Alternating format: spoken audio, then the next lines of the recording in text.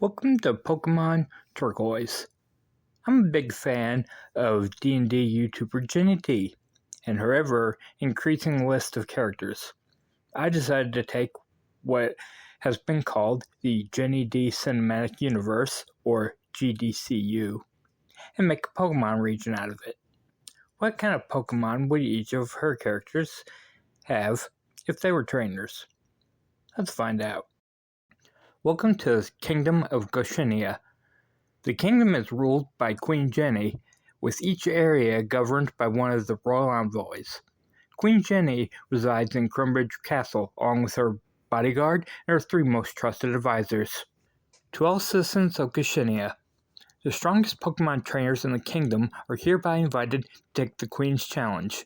Travel to the 8 counties and face each governor. Victory will earn you that county's emblem. Collecting all 8 earns you entry to the Crumbridge Castle to face the royal court.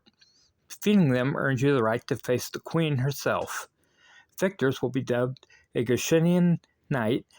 They and their Pokemon will be enshrined in the castle's Hall of Excellence for all time.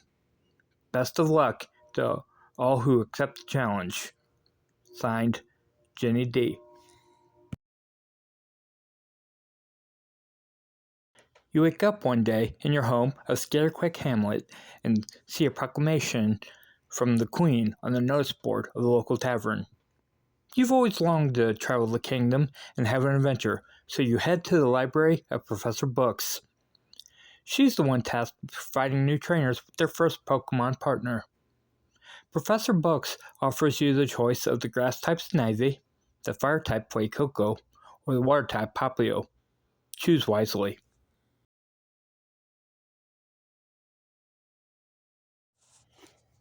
The journey starts on Route 12 to the next town over, Sibyllineburg. There is no governor to fight here, but before leaving town, take the time to stop in the shop run by the Pixie Bramble to stock up on supplies. You'll find shops all over the kingdom run by her clan of pixies. They do honest business, but are tough hagglers, so don't think you'll be talking your way into a discount.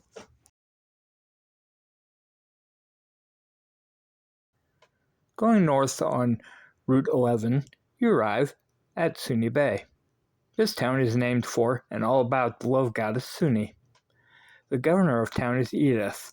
In addition to running things, she's the matchmaker that the people come to when looking for love. Her team is the heart-shaped Pokemon Love Disc, the Eternal Partners Plusle and Minun, and the flower Pokemon Vileplume. Victory will earn you the Suni Cove emblem and the TM for Attract. Also in town is a gardener that helps keep Edith's flower beds looking beautiful. He ran out of repels to keep the bug Pokemon out of the garden. If you stay and keep guard while he restocks, he'll teach your Pokemon Cut. From here, you could take Sea Route 13, but right now the route is closed to the public as the Queen's Navy is conducting training exercises. North of town, we have Route 10 that goes through the Fairthimble Mountains. The mountains are home to all sorts of rock-type Pokemon in the lower regions, and ice-type Pokemon near the peak. High in the mountains is a sage that will teach your Pokemon Flash to help them navigate the caverns down below in exchange for helping him clear out an infestation of Zubat in his home. At the foot of the Fairthimble Mountains sits the entrance to the Nightshade Caves. Here we have some of the residents of the kingdom that prefer the dark.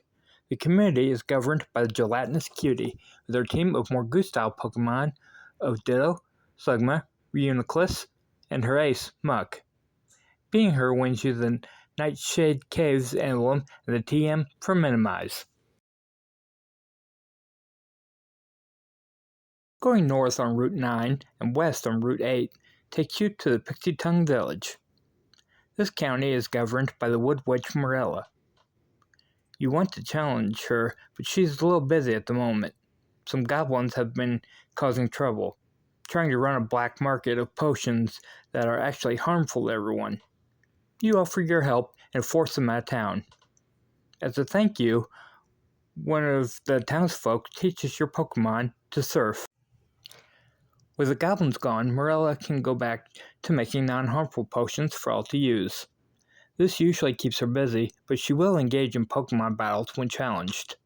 Her team consists of her familiars Delcatty and Persian, as well as the Sudowoodo she uses to deliver her potions to the people of the village, and the Victory Bell that helps her grow and collect potion ingredients. Winning against her earns you the Pixie Tongue Village emblem and the TM for Mega Drain. Now your Pokemon can surf, you don't need to wait for the ferry to the mainland. Your Pokemon swim you across Route 7 to the shores of Woodhorn Cove. Here you meet the governor of the county of Clover. She tends to only speak in rhymes. You aren't sure if that's some kind of curse, or maybe it's just a bard thing. Either way, her team is full of musical Pokemon. She has a Jigglypuff, a Kricketune, a Chatot, and a Ladrid. If you outperform this musical team, you get the Woodhorn Cove emblem and the TM for Sing.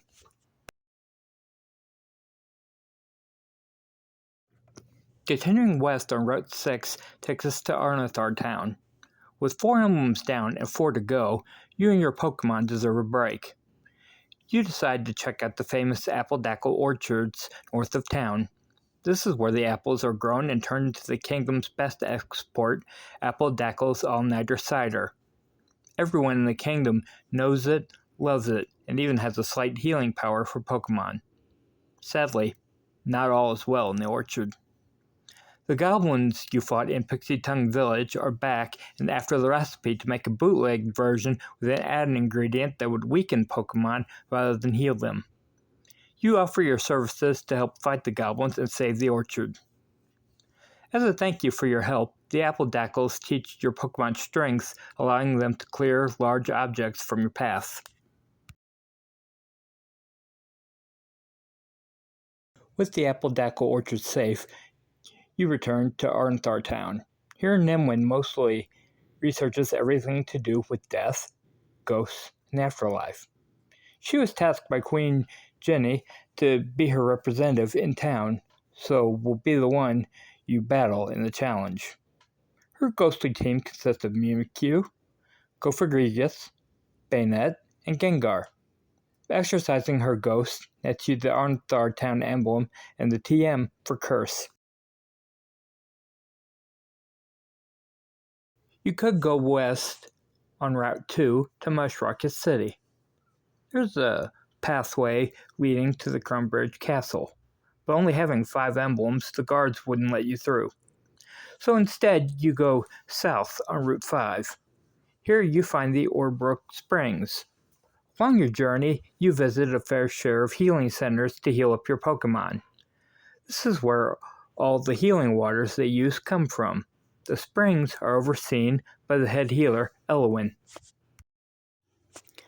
Again, you cross paths with the band of goblins. This time, they want to control the springs and charge the people for what Elowin offers as a free service to all. You take out the grunts to come face to face with the goblin boss, who is trying to strong-arm Elowin into making a deal under duress. You manage to defeat the goblin boss, but the way they were talking indicates that there is someone higher than them on the totem pole. For saving the springs, Elowin teaches your Pokemon to fly, allowing you fast travel to any county you've previously been to during your journey.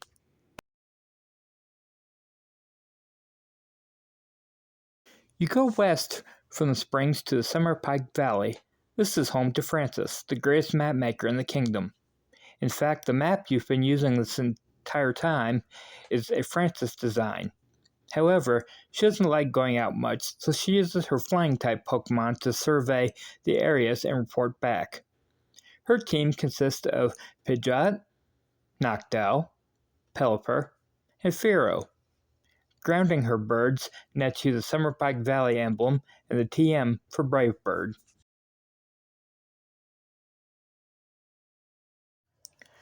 You start your southbound trek down Route 17 and see the goblins making trouble again. What is up with them? Wanting to see what kind of goblin shenanigans you might have to help solve this time, you stealthily follow them up into the Scarlet Slug Peaks. This is where they have their base set up.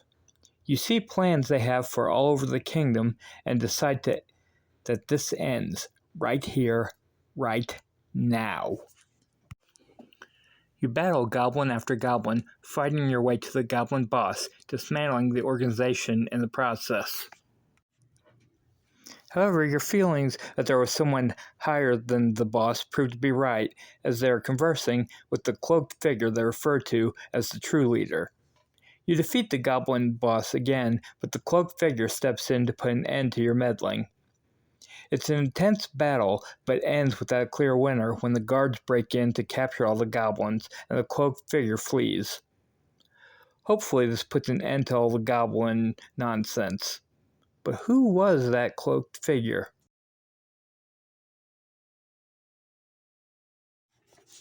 Heading east, you could follow Route 16 all the way to the Lilix Peninsula and to the Ur Forest, or take a shortcut on Sea Route 15.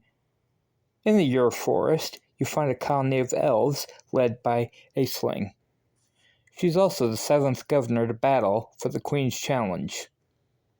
The elves live in harmony with nature, so Aisling's team consists of the flower Pokémon Blossom and Sunflora, the animal Pokémon Sawsbuck, and the Pokémon that represents the weather itself, Castform.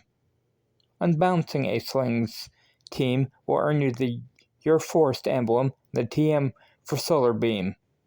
One last county to travel to.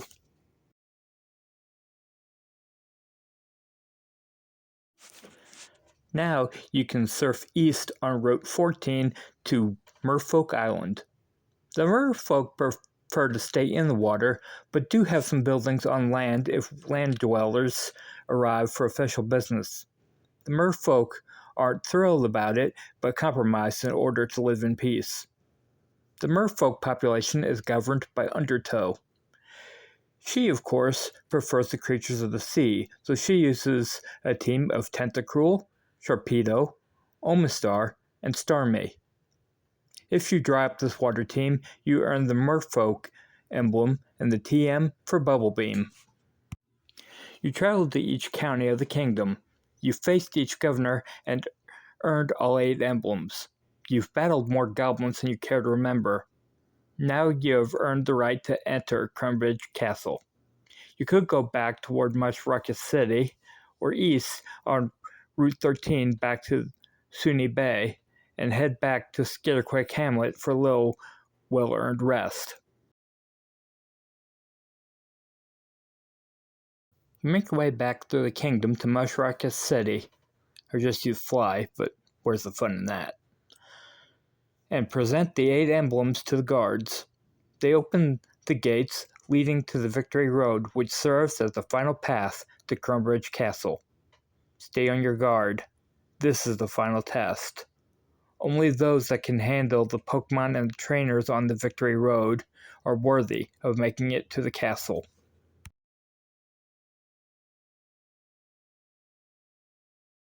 After traveling, facing the governors, and stopping the goblins at every turn, plus the trials of the Victory Road, you arrive at the Crumbridge Castle.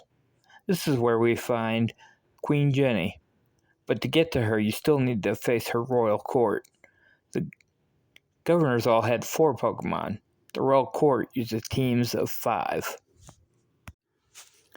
The first member of the court is the head of the Queen's Guard, Necrosha.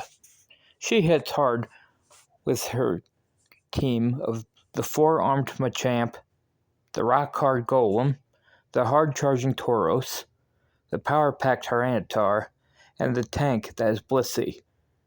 Blissey feels like it should be out of place with the Crush's team and personality, but it proves that even though she has a soft side, she is still very difficult to break through. If you defeat Necrosha, you will then face the Queen's advisor when it comes to the Underdark, Penelope. Her team consists of the mushroom bug parasect, a short-tempered primate that symbolizes her own way of losing control of her power if she gets too angry, Marowak that honors the past by wearing the skull of its mother, Crobat to show that she has the ability to make close friends, and the Take Charge Nidoqueen. Overcoming Penelope causes you to challenge the Queen's magical advisor, Wisteria. Wisteria may be tiny, but her team is a big challenge.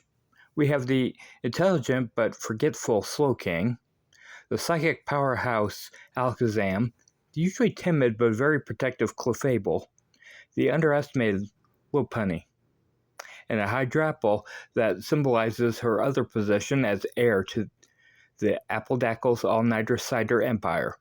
Just because you helped her family out of a bad situation doesn't mean she'll go easy on you. Taking Wisteria down brings you to the final member of the Queen's Advisory Council, Augury. You feel like you've seen her somewhere before, but you can't put your finger on it. She's a fiery team of the defensive fireball Torkoal, the fist-flying flame monkey Infernape, the fire-kicking Blaziken, the burning powerhouse Typhlosion, and the Inferno that is Magmar. You've seen this team before. Not this team makeup, these particular Pokemon. As battle rages, you recognize the strategy.